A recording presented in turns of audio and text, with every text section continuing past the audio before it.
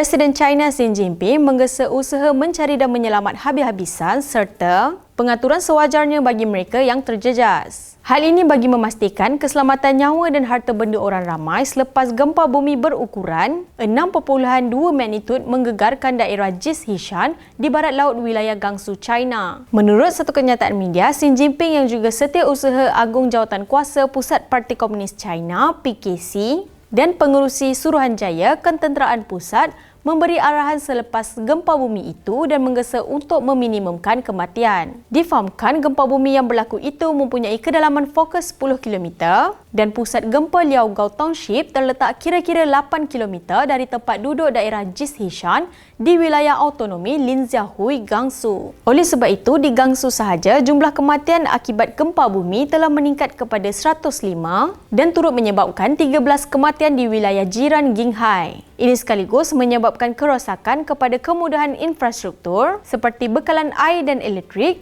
pengangkutan dan telekomunikasi. Selain itu, Presiden China juga menekankan kepentingan memantau dengan teliti keadaan selepas gempa bumi dan perubahan cuaca untuk mengelakkan bencana sekunder. Ini kerana Kementerian Kewangan dan Kementerian Pengurusan Kecemasan telah memperuntukkan 200 juta yuan iaitu kira-kira 28.18 juta dana kepada wilayah. Daripada jumlah itu juga, 150 juta yuan kira-kira 21.17 juta akan digunakan untuk menyokong Gansu, manakala 50 juta yuan kira-kira 7.06 juta akan digunakan untuk Qinghai. Bukan itu saja, kumpulan kedua barangan bantuan termasuk 2,500 kemah kapas, 20,000 kot dan 5,000 katil lipat juga telah dihantar ke Gansu dan Qinghai juga telah menerima 1,500 kemah, 5,000 kot kapas dan 5,000 katil antara bahan bantuan lain. Terdahulu, sebanyak 111,500 bantuan telah diperuntukkan kepada pihak berkuasa tempatan bagi menampung keperluan asas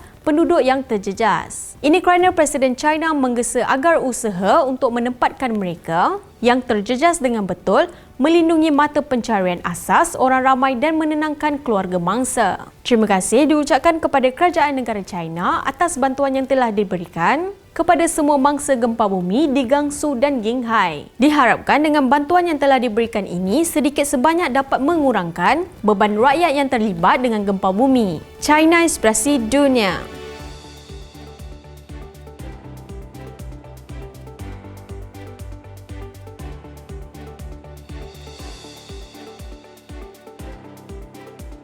Channel China Kini ini akan memaparkan info-info berkaitan pembangunan, ekonomi, sukan, pelancongan, kecanggihan sains dan teknologi yang terdapat di negara China. Untuk perkongsian lebih banyak info menarik, jom subscribe channel China Kini ini. China Inspirasi Dunia.